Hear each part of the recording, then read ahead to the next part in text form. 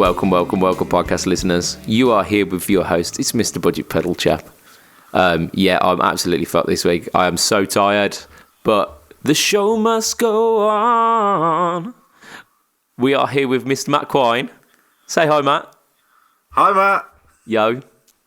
Yo. Yeah, I mean, that's an intro, isn't it, that? It is. So, I don't think we've had you singing that often on the cast. No, it's probably for good reason, to be honest. So, what have you been up to, Matt? Had a bit of an odd week in that for the first time, probably in a month, I was about to say I haven't bought anything, but then I remembered I got the Moore Yellow comp since the last podcast, so that's a lie. Okay, so I suppose that's the first thing we need to talk about is I've bought a Moore Yellow comp. And have you had a chance to try it? Very briefly, and not in the amp that it's intended for. So it's intended to go on the big board with the Vox. I've only tried it for 10 minutes through the Hayden. And I did exactly what you said, which was turn the compression down, have the volume at unity, and then just use the EQ to sort of put it where you like it. And it does kind of what I was expecting it to. I've bought it because people keep telling me that you need compression on a guitar, and I keep telling people that I'm not a country player. And therefore, I mean, there must have been a glitch in the recording there. Sorry about that. So I'll fix it in post, mate. I'll fix it in post. But but to be honest with you, thinking about it, we've started putting more clean stuff in, and I think for clean, you probably do need a compressor. It probably helps. I need clean notes that ring, and at the moment I get clean notes that die too soon. Yeah. That's pretty much textbook what it's for, is making notes sustain for longer.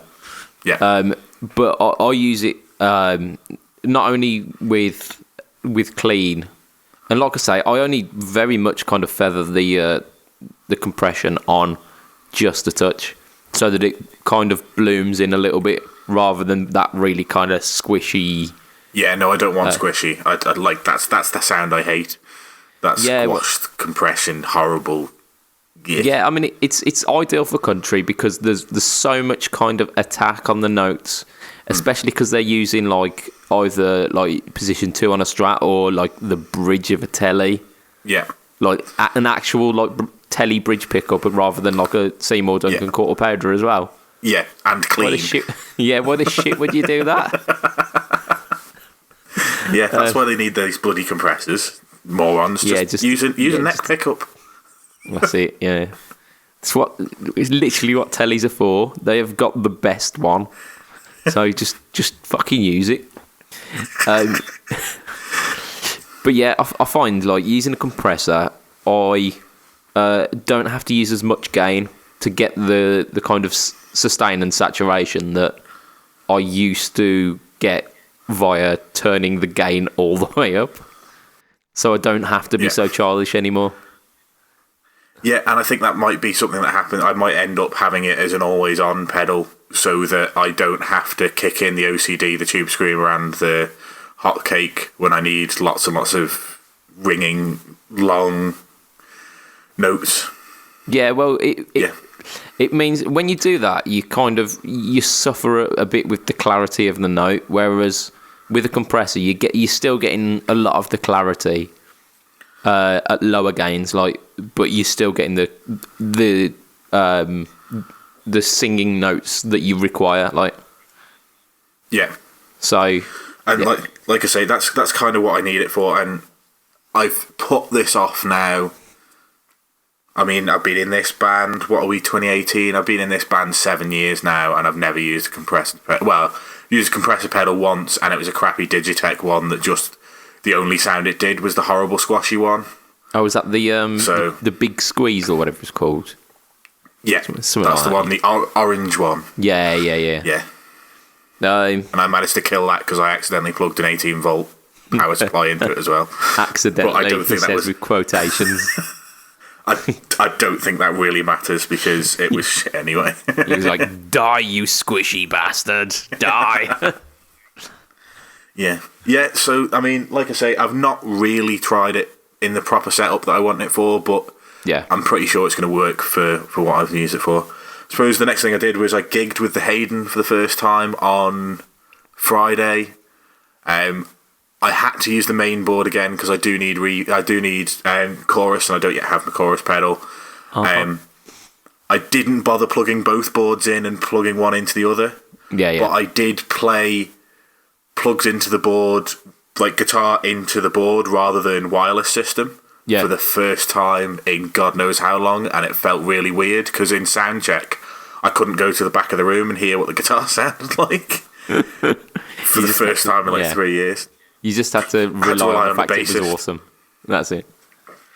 No. Yeah, but gigging with Drive, like I say, I thought after the practice, and it turned out to be amazing, and I really loved it. Yeah. Amp Drive is just amazing. Yeah. I mean, there's something to be said about amp drive, isn't there? And I think we lose sight of the fact that amps do sound good when driven by the fact that we can get everything so conveniently at the touch of a foot switch. Yeah. And it's something that I'm going to be looking into more often now, I think whilst the AC-15 will probably come out for bigger gigs, I think anything where we're not doing very many clean songs and I don't want to break my back, I can rock up with a lightweight head and a lightweight cab and not have the struggle of dragging a 2B12 combo that weighs approximately half of Mars into a venue. Yeah, we've got a little feature that kind of plays into that fact a little bit later, haven't we? Yes and no. I'll explain why I said yes and no in a bit. No, I can't wait. But yeah, I mean, the idea was that we'd kind of come up with some lower wattage alternatives, but that is much. It's lower wattage. Yeah. I'll explain later. But I had the gig. Not the best. It was our first pub gig since June, because all the gigs we've been doing have been private functions. We try and make sure that we get a few pub gigs in to make sure that if anybody's got a wedding coming up and they've booked us and they want to check that we're the right band, or they want to check what we sound like before we're gigging, before we do their wedding, that we do a few pub gigs. We just haven't had the chance. It was all right. It's just I don't like sound checking when there's other people in the room, and obviously the pub doesn't shut down whilst you're sound checking. Yeah. And you've just got 40 pissed blokes going, why don't you play a full song? It's like, no, we're trying to set the level between the bassist and the drummer. Oh, but it's fine, we don't care, just play a song. And we're like, yeah, but you might not care, but other people might care. Other people might not have been drinking since 3 o'clock, you stupid pisshead. That's it.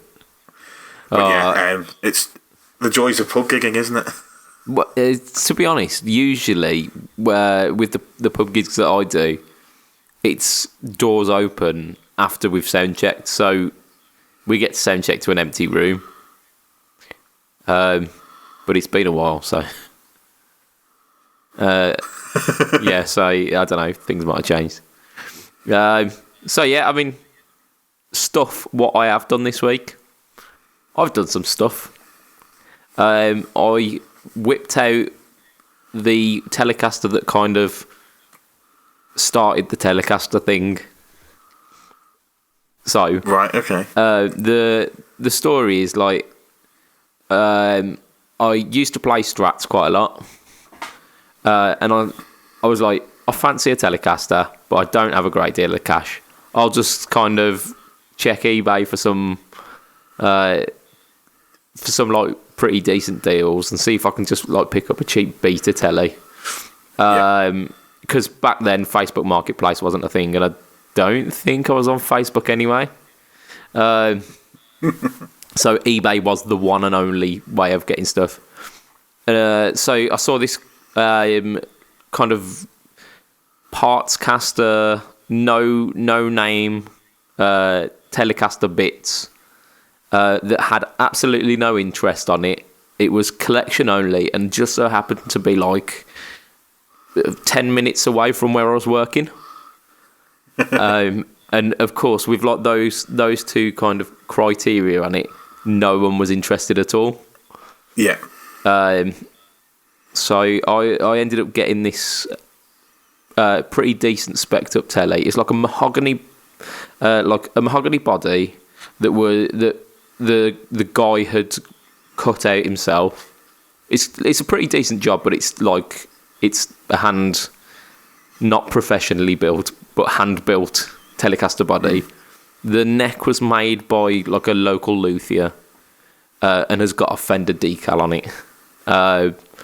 And it's just like the rest of it is made of bits. Like the bridge is like a Squire bridge or something, but then it had like a Kent Armstrong bridge pickup and like a DiMarzio neck pickup.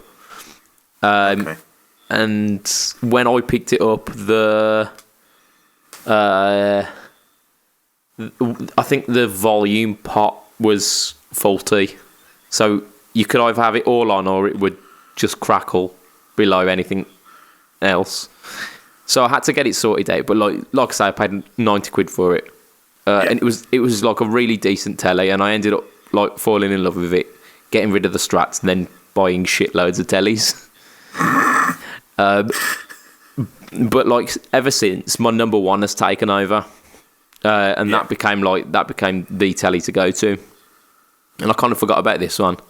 So I pulled it out of storage, give it a quick clean up, and played it, and lo and behold, it's fucking awesome.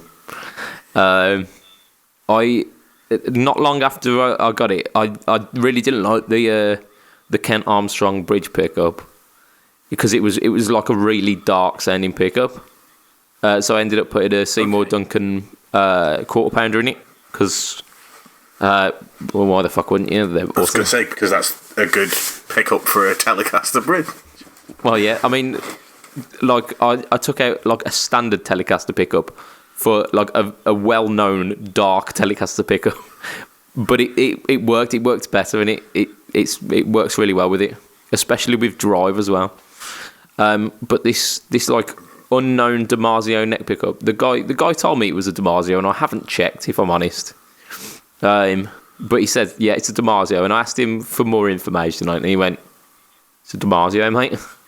So that's as much information as I've got out of it. But it sounds like fucking sublime. And it's got a coil split on it as well, so it's so versatile. But yeah, it made me fall in love with this parts telly again. I do need to get the body sorted though, because it looks like he's painted it with Ron Seal.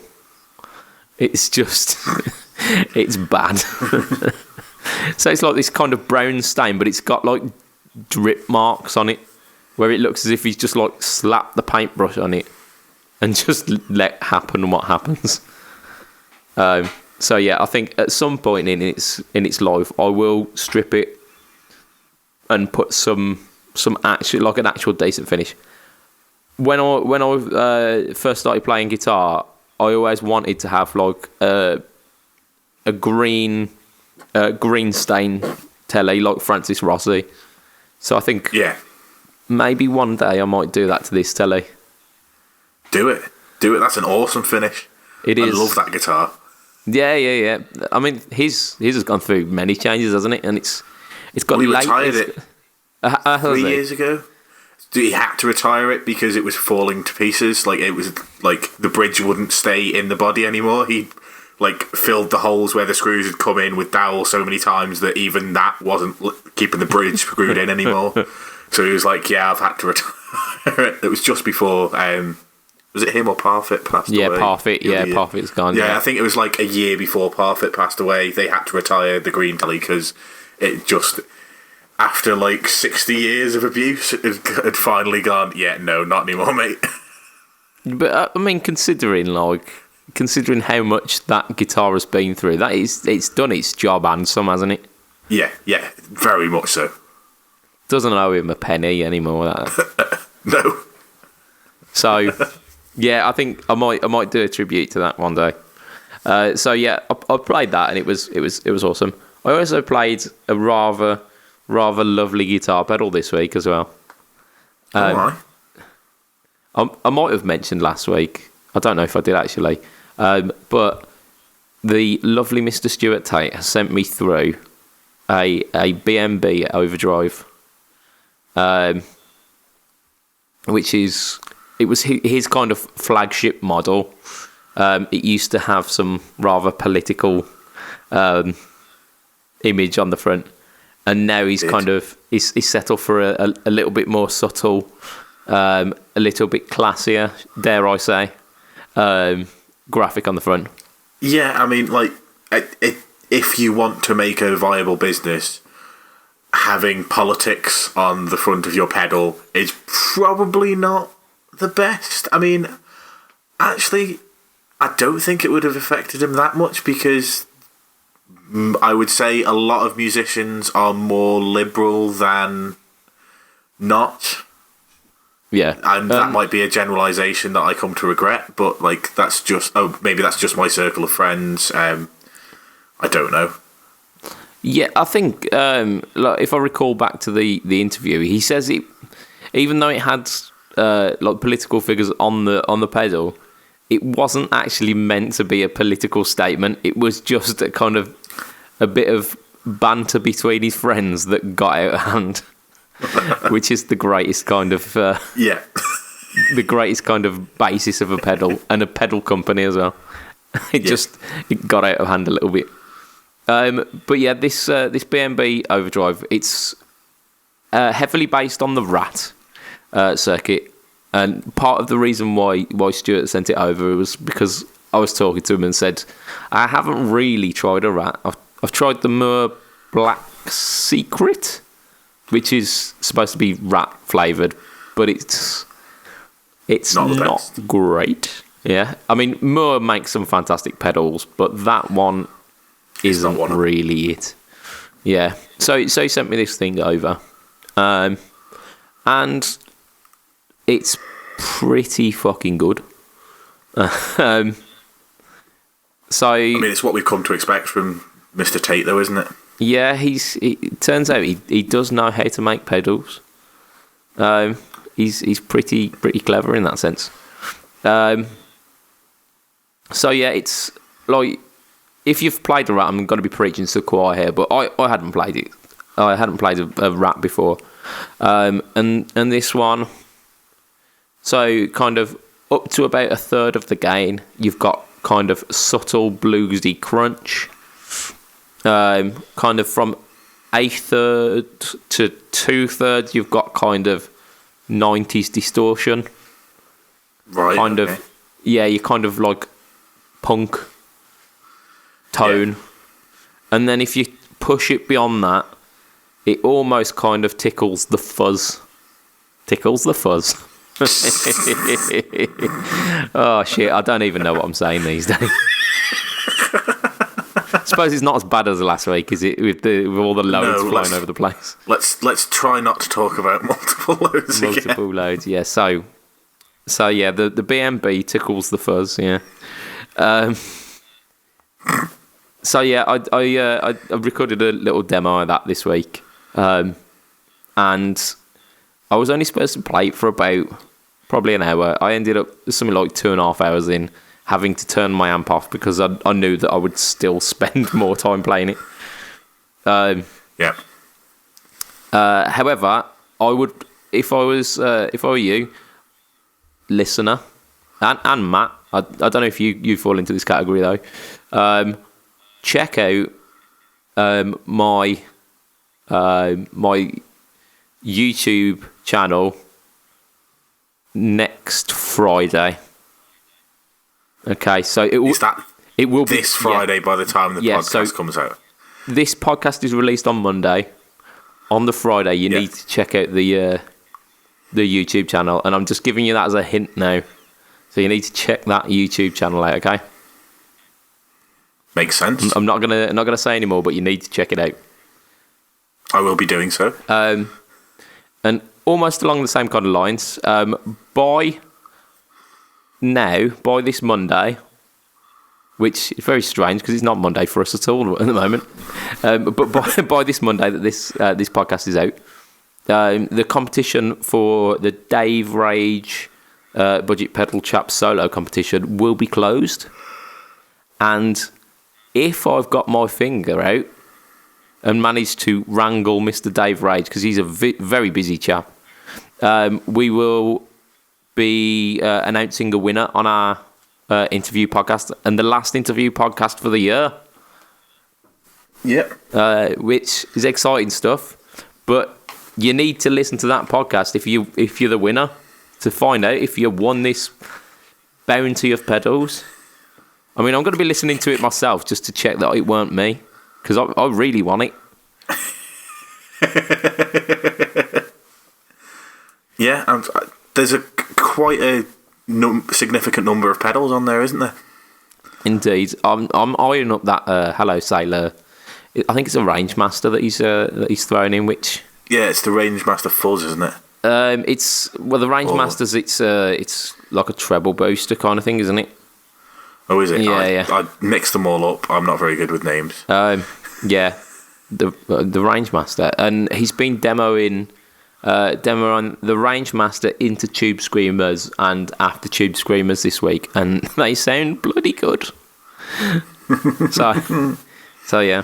Yeah. And on the Hello Sailor Instagram channel, he's made a Tube Screamer in the massive Klon enclosures, which is just so good. I love the fact that it's like ostentatiously large. Yeah, I mean, there's no other way you can put it. It really is there. It's just It's silly how big it is. Takes up the same amount of space as like a Strymon, one of the Strymon trios. Yeah, but it sounds good. Oh, it sounds amazing, and it's gold as well. So gold's a good colour. It is. So yeah, that's things to watch out for in and around the kind of Fret Talk universe. I don't know what we call it. Media group. Yeah, I don't know. It makes us sound a bit too official there, like we're actually professionals. No, I mean that sounds a bit too organised. Yeah, for us. yeah. Rather than the quick sort of, can you do this day? Yeah, we can. Okay, let's record a podcast. That's it. I think behind the scenes, folks. That's it. We should probably call it the kind of Fret Talk Jamboree. That sounds more like it would be suited to our. Yeah. Yeah. Sounds a little bit disjointed. So, as I hinted at earlier, we're going to start with a question this week, and it is the small amp challenge. So, do you want to tell them what I sent you early on this week? So I gave you a challenge, didn't I, Matt? You did. Now I can't remember exactly what it was, but it was basically you said that we needed to find an amp that was 10 watts or less valve that could replace our gigging amp, the gigging amp that you're using at the moment, or you'd let us go up to, I believe it was 30 watts for solid state. Yeah. So, kind of what sparked it this week, I was listening to the Guitar Nerds podcast, and they were talking about kind of the falling out of favour of the kind of massive 100-watt stacks in favour of like 30-watt and 15-watt combos. I was like, we can do better than that. We can do 10. I reckon we could probably do 10. Let's give it a go. So yeah, 10 watt for the valve, or up to around 30 for the solid state. So do you want me to go first, or do you want to go first, Matt? I'm not fussed either way. I'm just going to say one thing. I don't think you can gig with 30 watt solid state, and I know you're going to say it's only a small pub and stuff, but I just think solid state you need 50 or 60 watts even to do a small pub, is my personal opinion. So I haven't got anything in the solid state category unless you're going to allow me to go up to 60. Yeah, well, that's all I will say. I mean, my assumption was that most pubs and clubs these days have a decent enough PA that you could probably get 15 watts to work for you. It might be a bit of a struggle, but I mean, if you're going for that, then maybe I've gone on the basis of all of the pubs that I play don't have a PA at all. Okay. So yeah, I mean 10 for- watt might be 10 watt valve might be a bit of a struggle then as well. It probably would be, but I think it's doable. Yep. Whereas I think you probably got to go. I think the only solution, solid state, I can think of that I'd be comfortable with would be the Orange Crush Pro 60. Yeah. Our Which I Mick's think- got one of the Orange Crushes, and he swears by it, doesn't he? But isn't I his know like a the couple 60 people or with- something, or it's a bigger one, isn't it? I thought his was the 120. Yeah, potentially. I don't know. It's been a while. Yeah. Mick, all is forgiven. Come back to us. We don't get enough just random swearing these days. No, I mean maybe not random swearing, but we do get a lot of random stuff. Yeah. I mean, last week, whoa, it had a Matt rant in it. I was like joyous. I love a Matt rant. So, are you going to kick us off then? So, do you want to start with the least exciting one? Start with your solid state one. So yeah, I went for the Orange Crush Pro. If you're saying that it can be mic'd up and the in-house PA is good, Yeah. I'll go for an Orange Crush Pro 20. Yep. So that comes in under your 30 watts then. They do a special edition one in white that looks really badass that I did have a look at on GAC's website. I think it's like 120 quid. Shit, man. Good, solid, clean platform Yeah. that you can throw pedals at and it handles them well. Yeah. So if you're going for something that's mic'd up, yeah, that's what I'm going for. I'm going for the Orange Crush 50th anniversary white combo. Yeah, sounds legit. So my solid state choice comes in at £289. It is the Blackstar ID TVP 15. So they also do I think it's like a 40 or something like that. But it weren't quite. I mean, if we could have gone up to 40, I would have gone for like potentially the Blues Cube. I think is it the Stage? One of them's like. Now you're asking, yeah. One of Oh, it them's might be like 35 or 40, isn't it? Yeah, I think it might be 60 and 80, but I don't know. So that was where I was thinking, but it didn't quite meet the criteria. So I had to go for the Black Star. And it's an amp that I'm quite familiar with. I think I have played a larger version than this, but the features make it a really versatile amp. So we've got it's got. Let's just count them. 1, 2, 3, 4, 5, 6. Like 6 voicings of the amp. So you've got clean, warm, clean, bright, crunch, super crunch, overdrive 1 and overdrive 2. So like theoretically, you could do all of your sends from that. But again, I'm thinking I probably want to use a pedal board, and the clean, warm is pretty good as a pedal platform. But on top of that, being a TVP, you've also got the kind of valve voicing. So you've got like the choice of it's like emulating the sound of a KT88, 6L6, KT66, EL34, 6V6, EL84. So you've got, and when you kick in that TVP button as well, it boosts the volume, which is great. It's lovely. Nice. It's a 10-inch speaker, so. Again, you're not going to be doing it unmiked. Definitely not going to be doing it unmiked, but it's pretty. I'd give it a good run for its money there. Yeah. Right. This is the fun stuff, isn't it? Go on. What we got for El Valgo? So I could have been really boring and gone. Well, I play an AC15, so I'll just get an AC10, and that'd have been a really boring solution. It would have. And then I thought, we spoke about something last week, didn't we? We spoke about the Boss Valve Amp Expander. Okay. So this is my cheating solution. Yeah. So I've gone for a Vox AC4 and a Waza Tube Amp Expander with a cat. So they do a head and cab AC4. It's TV something or other. It's a special edition one. It's in white. And I'm putting the cab down on the floor, then I'm putting this valve amp expander down, and then I'm putting the AC4 head on top. I'm plugging the AC4 head into the valve amp expander, and then that into the cab and into the PA, and Bob's your uncle. Yeah, that and that I've would got be a powerful. 400 watt, 100 watt AC amp, and I'm happy. Well, yeah, like 104 watt, isn't it? Because you've got the 4 watt going into the speaker as well. So yeah, so that was my cheating one, sort of cheating one. Yeah. And you said we were allowed to go up to 12 if we really had to. Yeah. So because I was thinking of unmiked, went for a Morgan PR12. Shit. They weigh a ton. They weigh a ton, which is why I mentioned it might not be a lighter solution earlier on in the cast, but I'd go for Morgan PR12. Yeah. I think that's a pretty meaty choice, isn't it?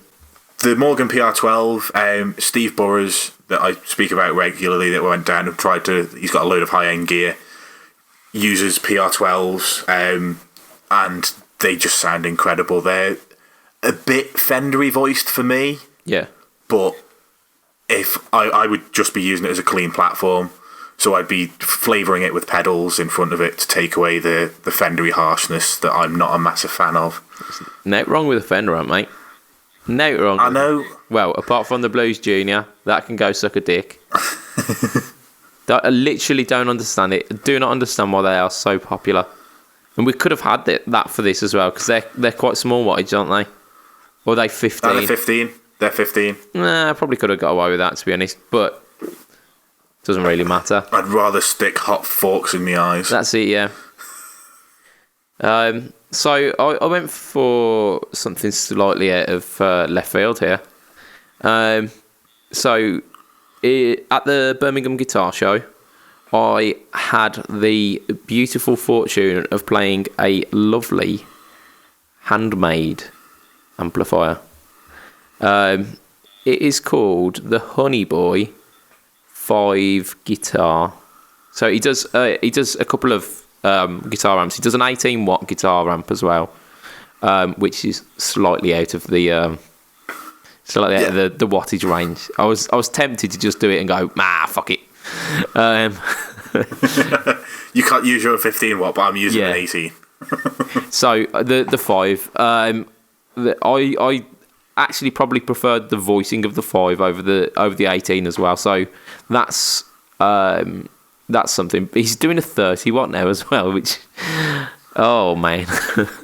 30 watt, but it's 30 watt 310, isn't it? It's something weird crazy. And awesome, and it would set you back £975 to buy this 5 watt amplifier, and they are very, very loud. So I've got no doubts that I could probably make it work. So we're talking a 12AX7 preamp, 6V6 power amp. It's got some mental. It seems like an Ibanez serial number for the rectifier tube. It's a 5Y3GT, and I'm sure that's an Ibanez model. It's got to be. But that's the rectifier tube, and it's got a 10-inch Jensen speaker as well. So kind of Fendery voiced speaker. They are absolutely beautiful amplifiers, and if and when I get a little bit of cash together, I think I might be splashing some money on maybe the 5 or the 18, because not only is it like a beautiful handmade combo, but you get the choice of a custom finish. And clearly, I would not use this choice responsibly. What's the point in a custom finish if you go for something responsible? Well, that's exactly it, isn't it?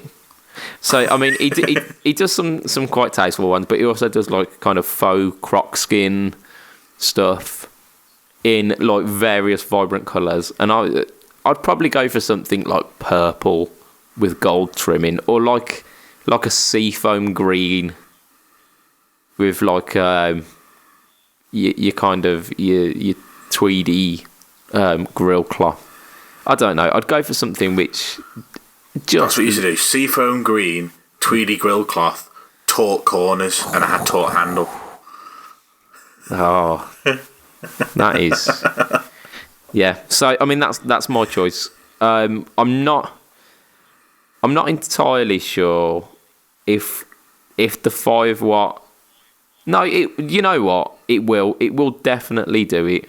I don't know if I'll be able to get it clean enough, but I don't mind it being a little bit gritty if it sounds that good. So, shit, yeah. 5-watt, honey boy. Yeah. And I've just realised you said to replace our thing. I don't like. That's half the price of the Morgan PR12. The Morgan PR12 is like 1,900 quid. Yeah. I don't have 1,900 quid, so I'd probably end up doing something like a Marshall Origin 5. Yeah. Actually thinking about it rather than being childish. And again, I'd just have to live with the fact that it probably wasn't quite as clean as I wanted it to be. I think you could probably deal with that though, can you? I could, yeah. So, do you want to do some news? Because we've pontificated quite a lot this week. We have just a little bit.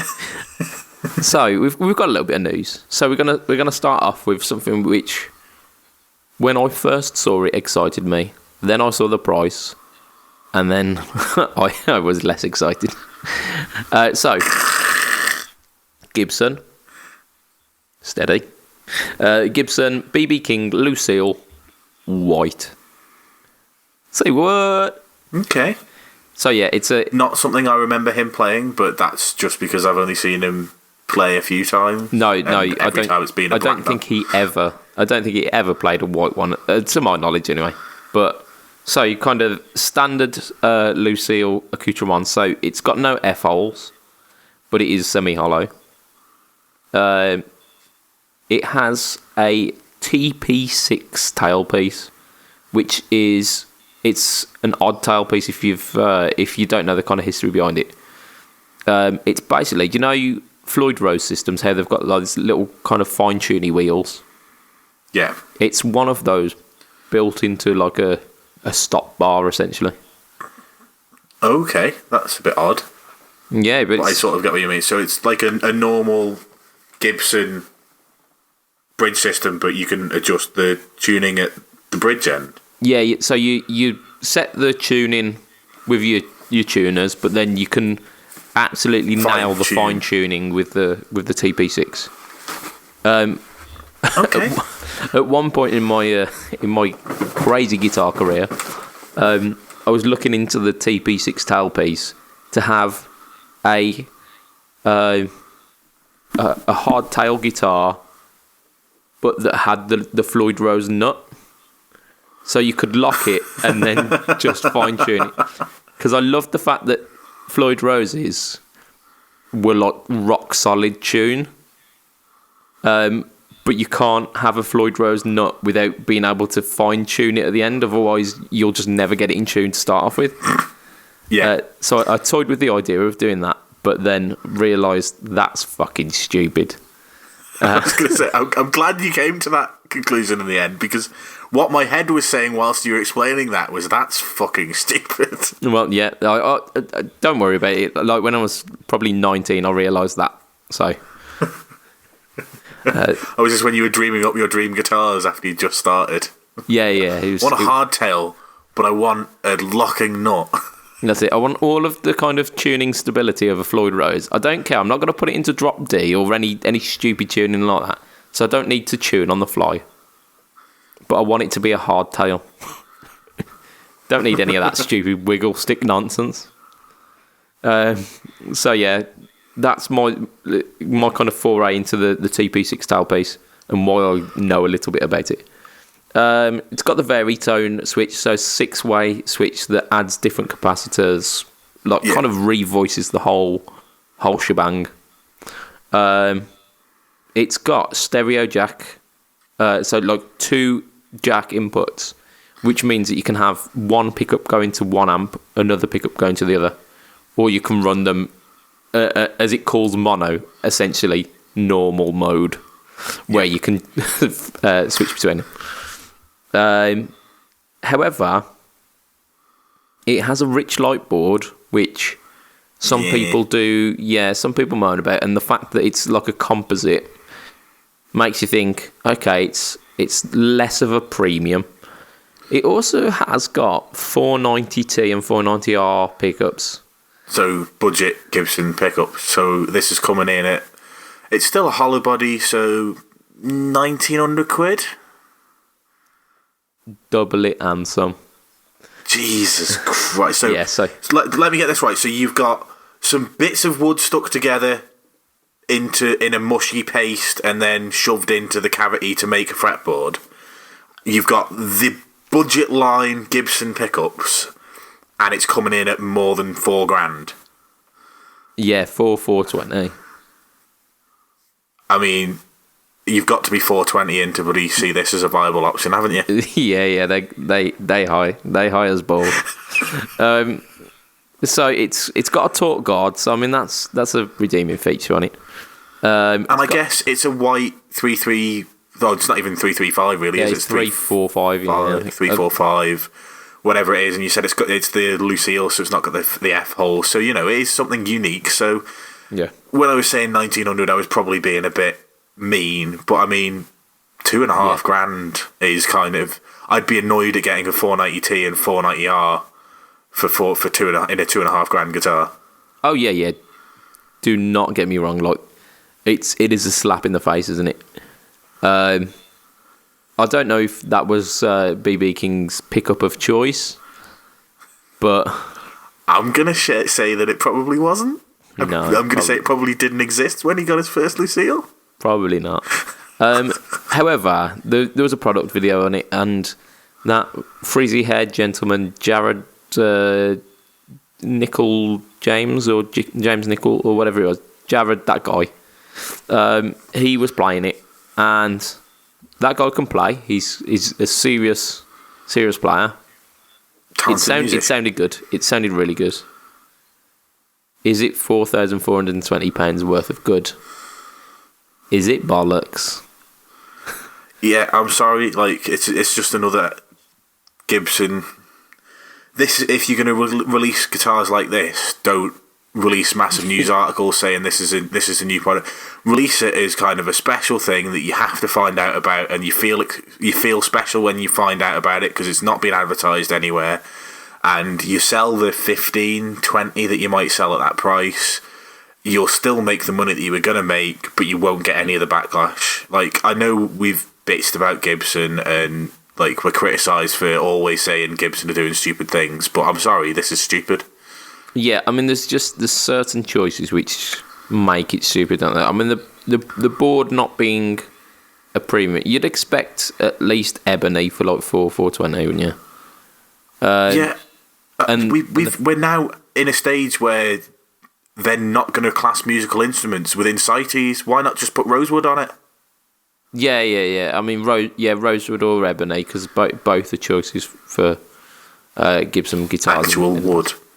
Yeah, so I mean, they have used rich light for quite a few years now. They have.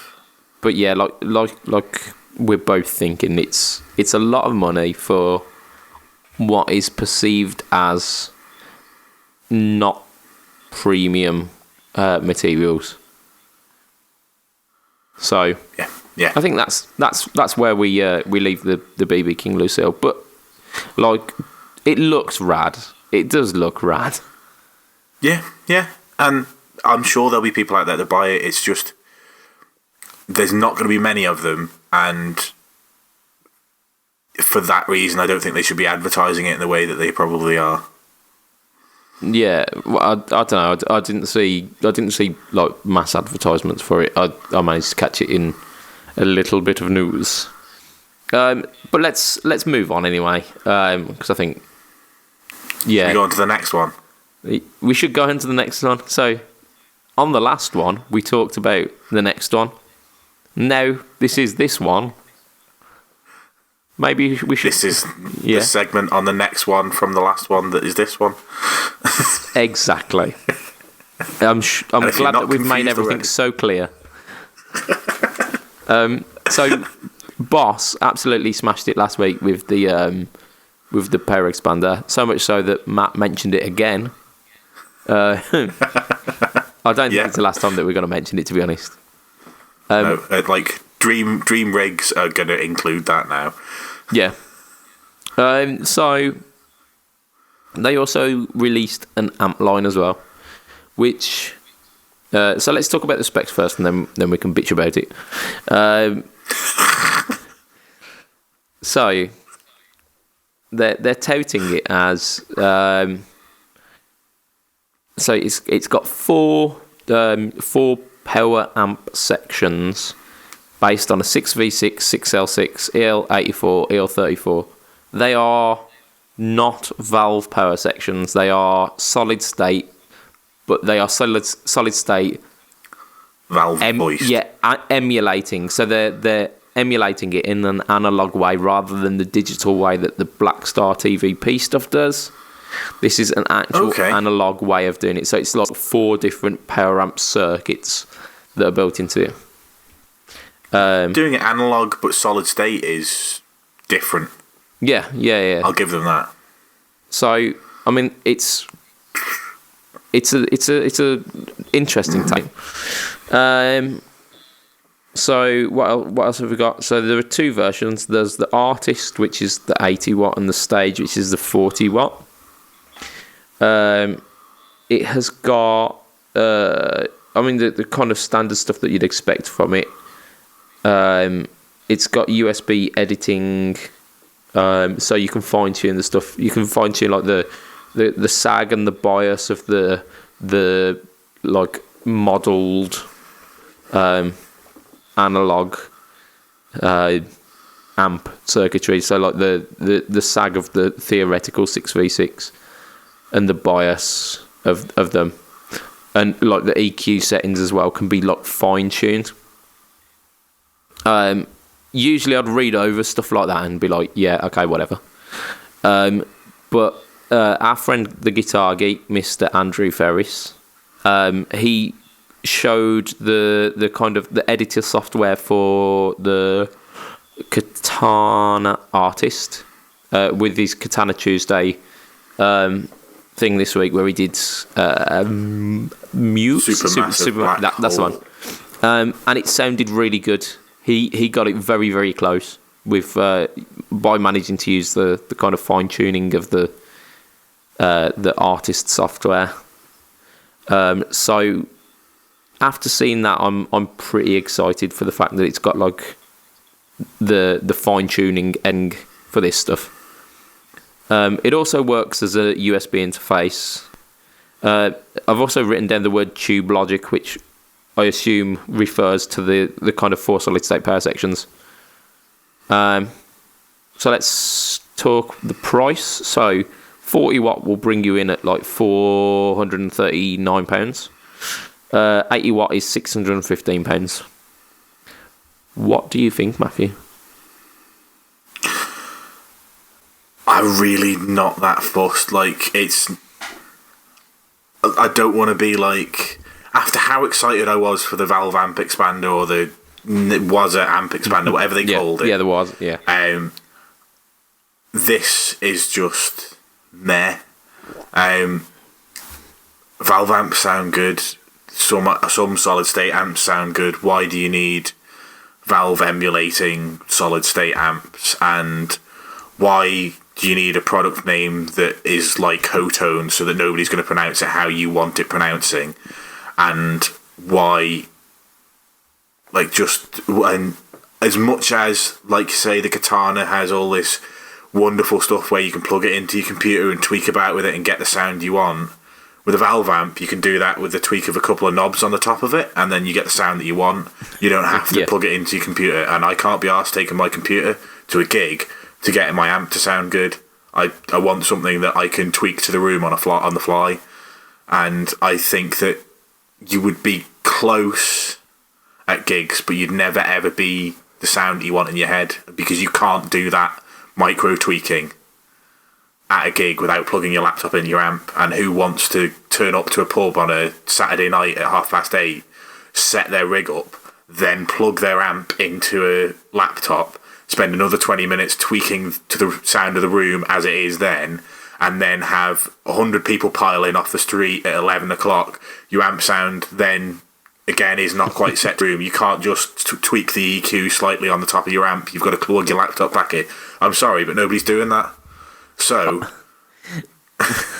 I think the editor is more for getting your kind of the ballpark, and then the dials on the amp itself are then for fine tuning the room. Yeah, maybe, but it's just because if you think of it like from the valve amp kind of point of view, you don't go into a room with your valve amp and then go, oh no, the bias on these is a bit hot for the room. Let's just get the screwdriver out and try not to kill myself. I guess, but like I said, it's just... I don't know. I think it might be being a bit harsh.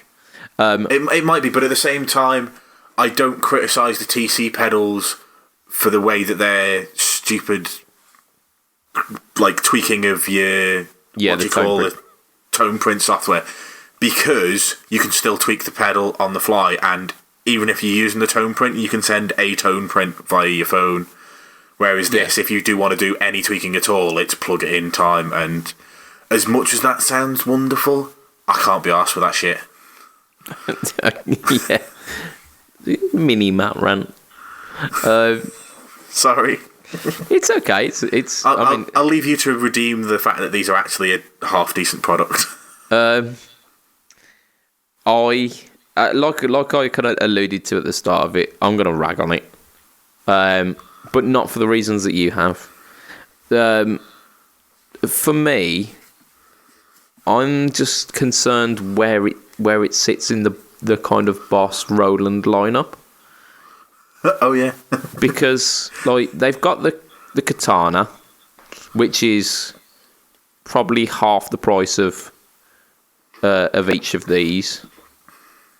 So you've got the standard, you've got the artist as well, which I don't know how much they come in at, but the artist is £425 at the moment, I believe. The artist 100.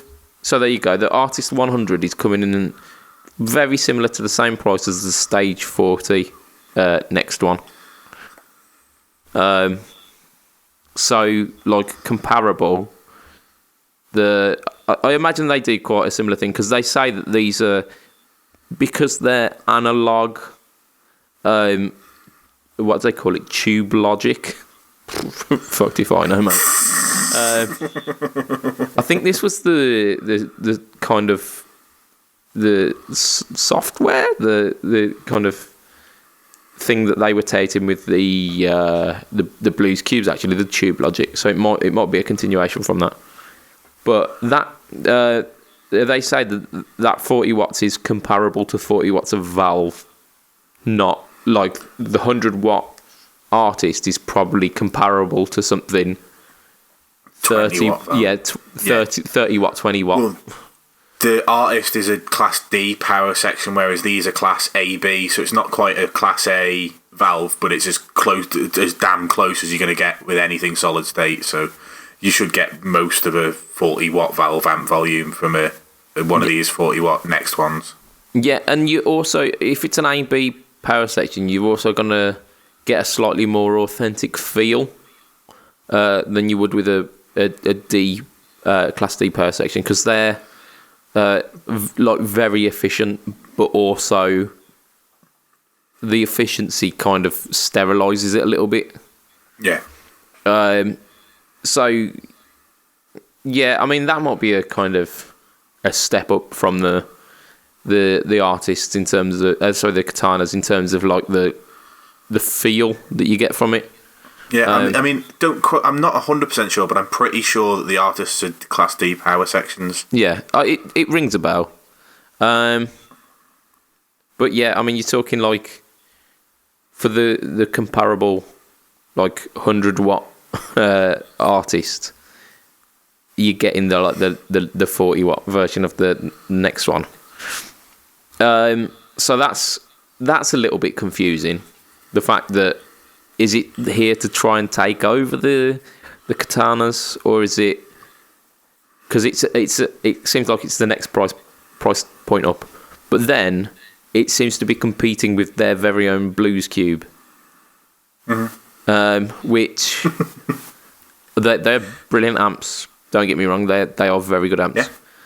Yeah. And I think it falls under the tube logic thing, where it feels more authentic than you would be getting with the katanas. But then, is it trying to take over from that? Is it trying to usurp the Blues Cube because it's under the Roland name, and then potentially just roll out the next one? Just the name, just fuck me. I think. Do you think we should probably mention that they want us to call it the Nextone, and we're not going to do that? Isn't it the Nextone, like NEX? That's not what I heard when I heard the fella from Boss speak about it. He called it the Nextone. Does he? Like, it was definitely a T and then a space and then another T, which one of them is imaginary. Yeah, like Hotone. Or like when the chap on Blind Date used to pronounce, like, really enunciate the two D's in it. Blind Date.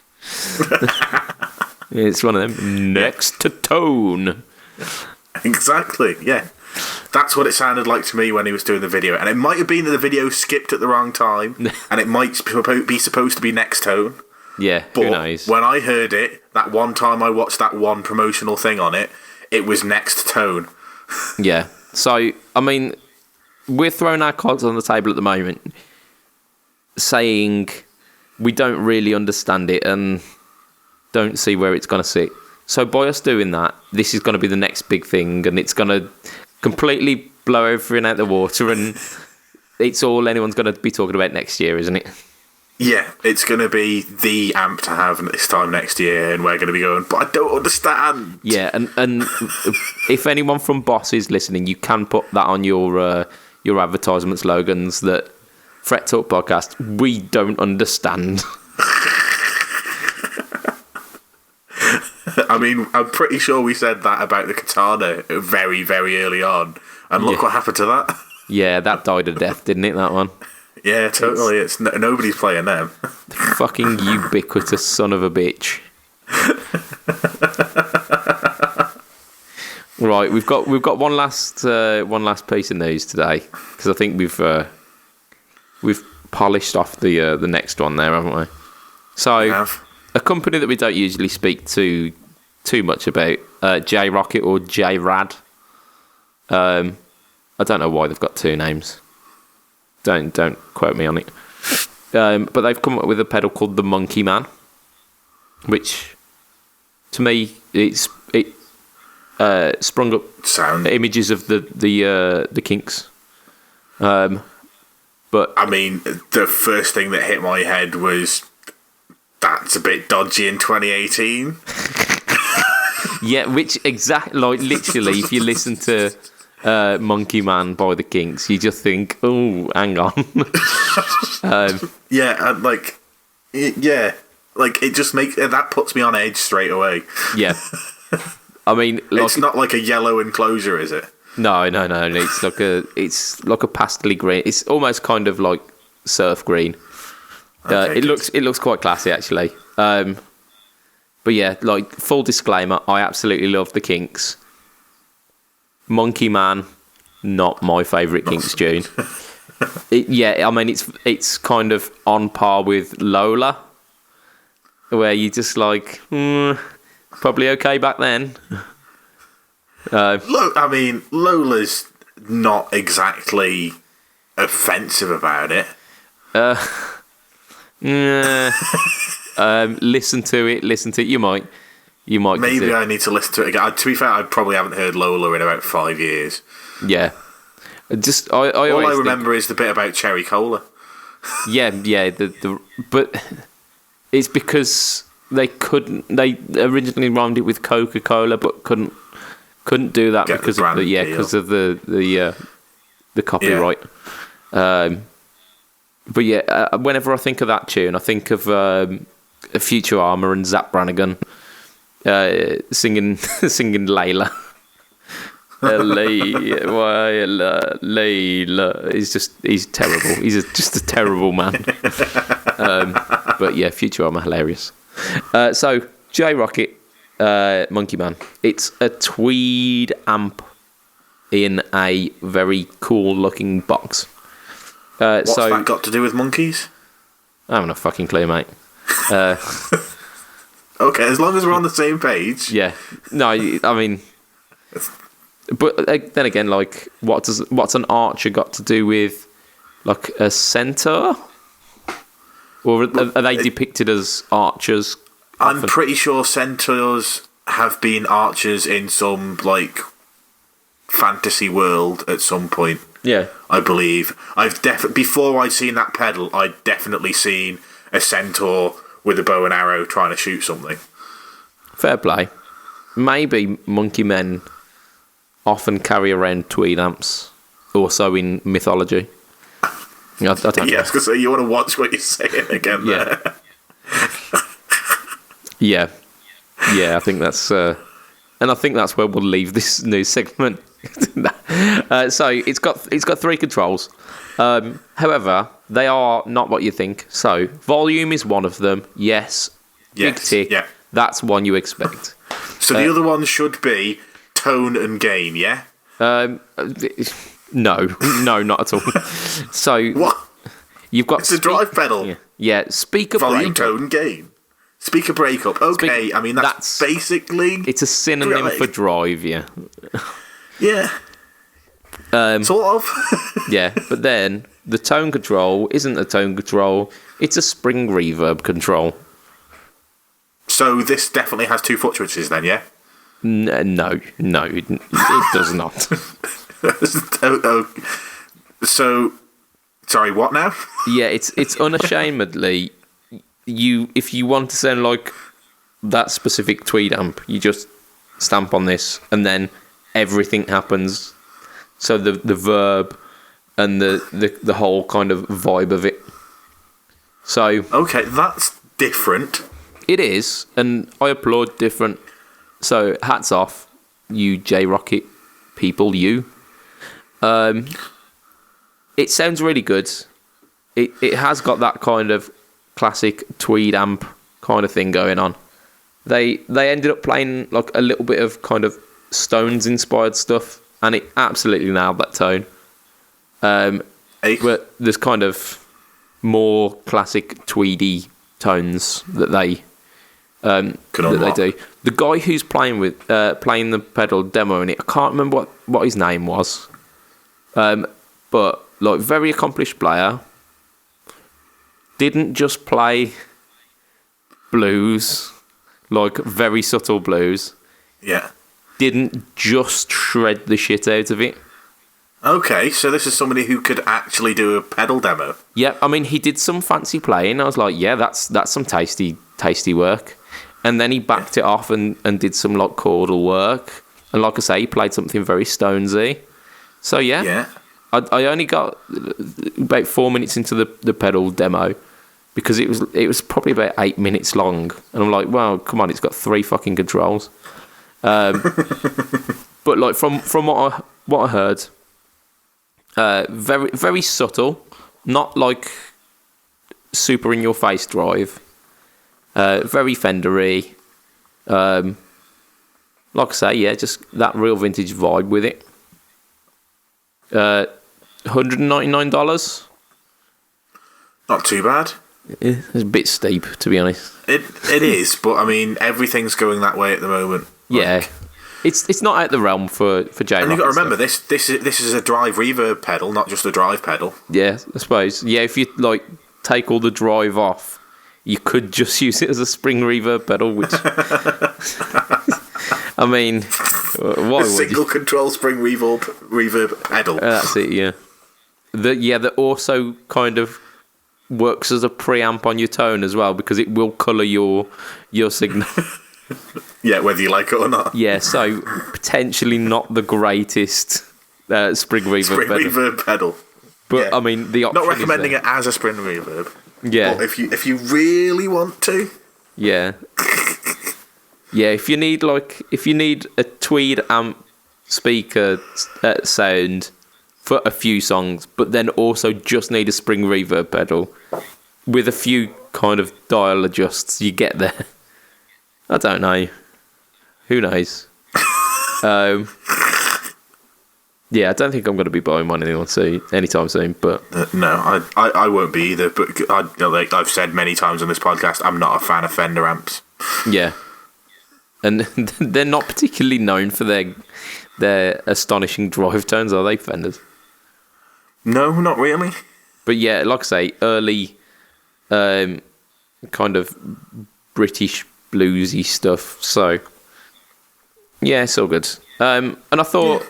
We don't mention them a lot, so it's worth sticking them in the cast every so often. And that is our Makes cast sense. for this week, I reckon. That's us. Do you want to do the outro, Matt? Because I don't think I can cope. I really don't. Okay, so if you want to hear more of the Budget Pedal Chap, you can go to Instagram.com and search the Budget Pedal Chap. You can go Facebook.com, search the Budget Pedal Chap, or you can go on YouTube and search for Budget Pedal Chap, where there's new videos out every Friday. That is correct. Obviously, this Friday coming sees you need to go. We said it earlier in the cast. You need to go and watch the video that's coming out this Friday. Not saying any more on it. Just go and watch the video. Yep, defo. If you want to get in touch with us as part of the cast, facebook.com/Fret Talk Podcast, or search for Fret Talk Podcast in the groups section. Get in touch with us in there, ask any questions you want, or chat with the people that are in there. There's some good people with some crazy gear in there, so yeah, get involved. And then I do a wrestling podcast called the Bad Bookers Podcast. If you've got any interest in wrestling and like hearing me rant, come along to the Bad Bookers Wrestling Podcast. Alternatively, if you want to get me on Twitter, I am at heel_MattQ. Heel_MattQ, not MattQ. Yeah, banging. Yeah, you did as good a job as I would have done, if not better. And I would like to thank our listeners for tuning in this week. Thank you so much for listening. You guys make the cast happen. And yeah, as Matt did say, just be very aware that this week there is definitely shit going down on the YouTube channel. So check it out. So yeah, from myself, Mr. Budget Pedal Chap, from Mr. Matt Quine, it will be a goodbye and good night for this week. Goodbye and good night. We are in sync tonight, like bang on. Aye.